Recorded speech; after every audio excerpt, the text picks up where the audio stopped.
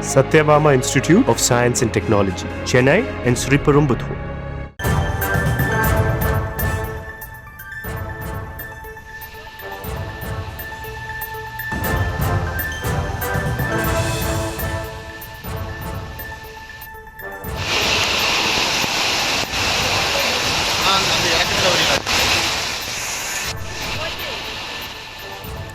அண்மை செய்தியாக பார்த்திருக்கிறோம்.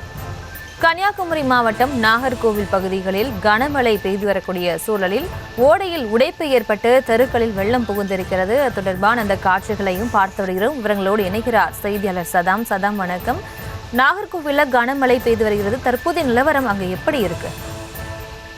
வணக்கம். அதாவது கன்னியாகுமரி மாவட்டம் நாகர்கோவில் சுற்று வட்டார பகுதியில் கனமழையின் காரணமாக நாகர்கோவில் மாநகராட்சிக்கு உட்பட்ட பெண்கள் கிறிஸ்துவ கல்லூரி முன்பு உள்ள சாலையில் வெள்ளம் சூழ்ந்துள்ளது. அதே போல மீனாட்சிபுரம், நடராஜபுரம் இந்த பகுதியில் ஓடை உடைப்பு ஏற்பட்டு அந்த பகுதியில் பகுதியில் உள்ள தெருவில் வெள்ளம் புகுந்ததால் பொதுமக்கள் கடும் அவதிக்கு உள்ளாகியுள்ளனர். அந்த காட்சிகள் தற்போது நாம் பார்த்து வருகிறோம்.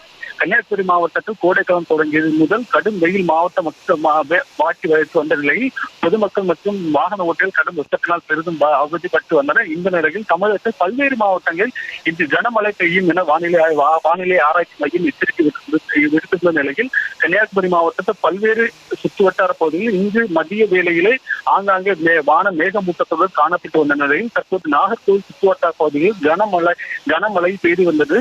நாகர்கோவில் மட்டுமல்லாமல் பூதப்பாண்டி, பார்வதிபுரம், கோட்டார், பேச்சிப்பாறை, மார்த்தாண்டம் மற்றும் மலையோர கிராமங்களிலும் கனமழை பெய்து வந்தது. தற்போது பெய்து வந்த மழையால் மாவட்டம் தணிந்து தற்போது இதமான சூழ்நிலை நிலை வருகிறது. இந்த நிலையில் நாகர்கோவில் மாநகராட்சிக்கு உட்பட்ட பெண்கள் கிறிஸ்தவ கல்லூரி முன்பாக சாலை முழுவதும் வெள்ளப்பெருக்கு ஏற்பட்டுள்ளது. இதனால் வாகன ஓட்டிகள் கடும் சிரமத்துக்கு ஆளாகியுள்ளனர். அதே போல நாகர்கோவில் மாநகராட்சிக்கு உட்பட்ட மற்றொரு பகுதியான மீனாட்சிபுரம் அருகே உள்ள நடராஜபுரம் என்ற பகுதியில் மழையின் காரணமாக ஓடை உடைப்பு ஏற்பட்டு அந்த சாக்கடை நீர் மழை நீரோட கலந்து குடியிருப்பு பகுதியில் இந்த உள்ள தெருக்களில் இந்த மழை நீர் சூழ்ந்துள்ளது. இதனால் பொதுமக்கள் கடும் அவதிக்கு உள்ளாகின்றனர். இதனால் தொற்று நோய் ஏற்படும் அபாயம் ஏற்படுவதாக கூறி வருகின்றனர்.